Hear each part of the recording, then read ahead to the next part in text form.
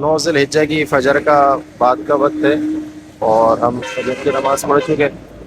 8 ذی الحجہ کو ہم مینا میں آئے تھے اور یہاں سنت یہ ہے کہ ظہر سے لے کر 9 تاریخ کی فجر تک 5 نمازیں مینا میں ادا کی جائیں گی، تو الحمدللہ یہ سنت ہماری ادا ہو گئی ہے۔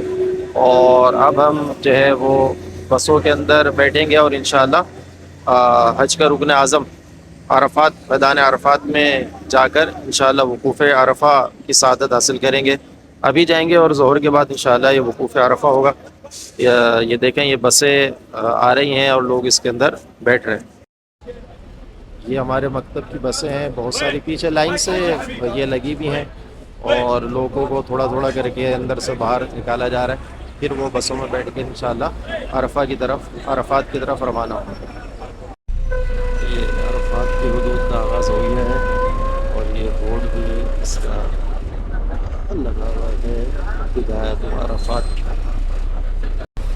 آج ہم عرفات میں تھے اور پورا دن عرفات میں گزار کر مغرب سے کچھ پہلے کا وقت ہے، ابھی عصر کی نماز پڑھی ہے اور ہم باہر آئے ہیں۔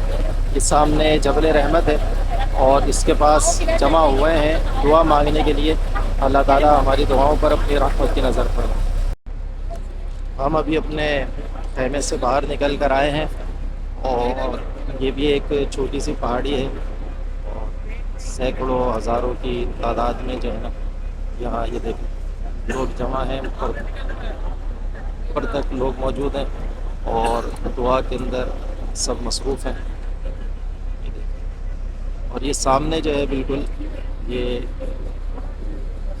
جبل رحمت بھی ہے۔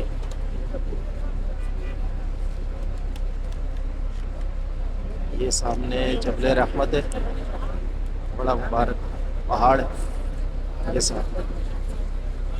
یہاں انشاءاللہ کچھ دیر ٹھہریں گے اور غروب آفتاب کے وقت یہاں سے انشاءاللہ روانہ ہوں گے۔